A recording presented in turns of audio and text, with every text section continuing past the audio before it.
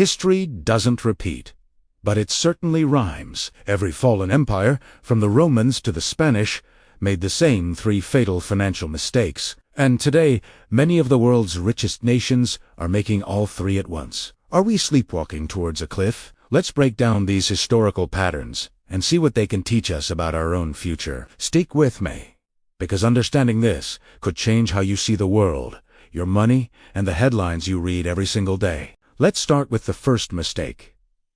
Debasing the currency. Think of it like this. If you have a chocolate chip cookie recipe that makes the best cookies in town, what happens if you start skimping on the chocolate chips? First, you use a few less. People might not notice. Then you use cheaper, waxy chocolate. Then you use half the amount. Eventually, people realize these aren't the same amazing cookies they loved. They stop buying them. Your cookie's reputation is ruined. That's exactly what ancient Rome did to its money. The Roman denarius was the dollar of its day, a silver coin trusted across the known world. But as emperors needed more money for wars, lavish lifestyles, and massive public projects, they didn't have enough silver. So, they started mixing in cheaper metals like copper and tin. A coin that was once nearly pure silver under Emperor Augustus ended up being less than 5% silver just a couple of centuries later. What was the result? Massive inflation. People realized their coins weren't worth as much. A loaf of bread that cost 1 denarius might now cost 100. People's life savings evaporated. Trust in the government and the economy collapsed. Merchants didn't want to accept the worthless coins, so trade broke down. This didn't happen overnight. It was a slow grinding process that hollowed out the Roman economy from the inside. Fast forward to today. Look at your own currency. Are governments creating more of it out of thin air? This process, often called quantitative easing, is the modern equivalent of mixing copper into silver coins. When a central bank prints trillions of dollars, euros, or yen, it increases the total supply of money. But it doesn't increase the amount of actual stuff, the goods and services in the economy. More money chasing the same amount of stuff inevitably leads to higher prices. It's inflation. It's a hidden tax that quietly eats away at the value of your savings and your paycheck. The parallels to Rome are chilling, aren't they? That's mistake number one. The second fatal mistake is runaway debt. Every great power in history eventually fell in love with borrowing. It's an easy fix. Need to fund a war? Borrow. Want to build a grand monument? Borrow. Need to pay for social programs to keep the population happy?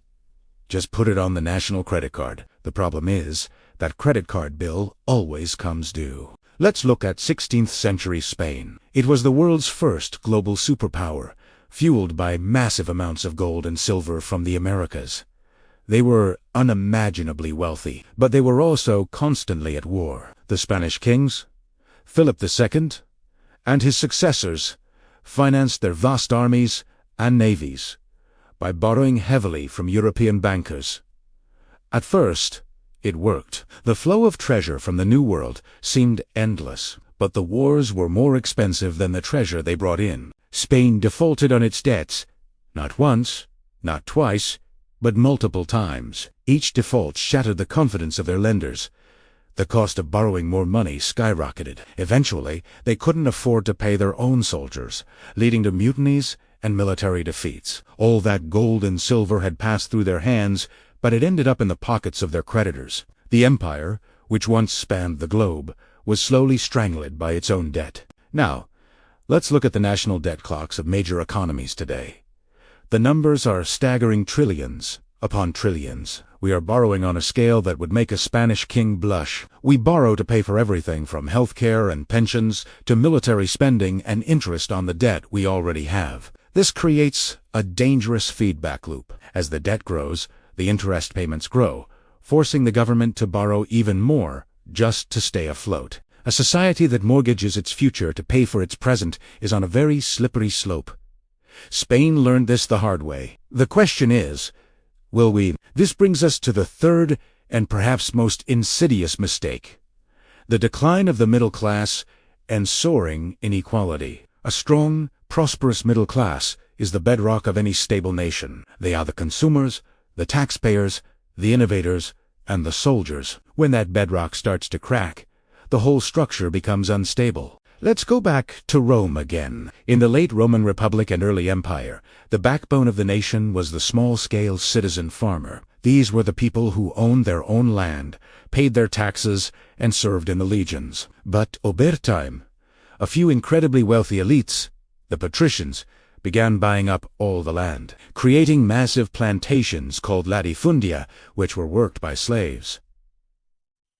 The small farmers couldn't compete. They lost their land and flocked to the city of Rome, becoming a jobless, dependent, the gap between the super-rich and the desperately poor became a chasm. The wealthy lived in unbelievable luxury, while a huge portion of the population relied on government handouts, the famous bread and circuses just to survive. This didn't just create social tension and instability, it crippled the economy. You had a tiny number of people with more money than they could ever spend, and a massive number of people with no money to spend at all.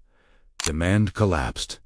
The tax base eroded. Social cohesion frayed. The very fabric of Roman society came apart. Today, in many developed nations, we see similar warning signs. The gap between the ultra-wealthy and everyone else is widening at an alarming rate. The cost of living, housing, education, and healthcare is soaring, while wages for many have stagnated. A vibrant middle class, able to buy homes, save for retirement, and invest in their children's future, is shrinking. People feel like the system is rigged against them, that no matter how hard they work, they can't get ahead. This isn't just an economic problem, it's a social and political one.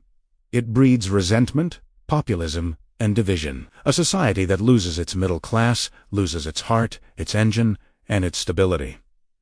So, there you have it, the three horsemen of the economic apocalypse for great powers: debasing the currency, runaway debt, and a collapsing middle class. The scary part isn't that these patterns exist. The scary part is that we are seeing all three happening at the same time, right now. We are printing money at unprecedented rates, racking up debts that are mathematically impossible to repay in a traditional sense, and watching the gap between the rich and the poor grow into a canyon. It's easy to feel helpless when faced with such massive historical forces.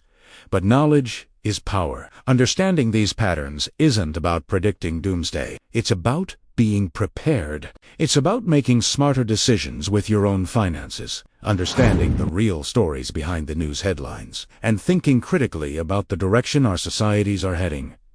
History is not a prophecy, but it is a guide. The stories of Rome and Spain are not our destiny, but they are a warning. By studying their mistakes, we have the chance, however slim, to avoid making them ourselves. The choices we make today, as individuals and as a society, will determine whether our story ends in a rhyme of collapse or in a new verse of prosperity.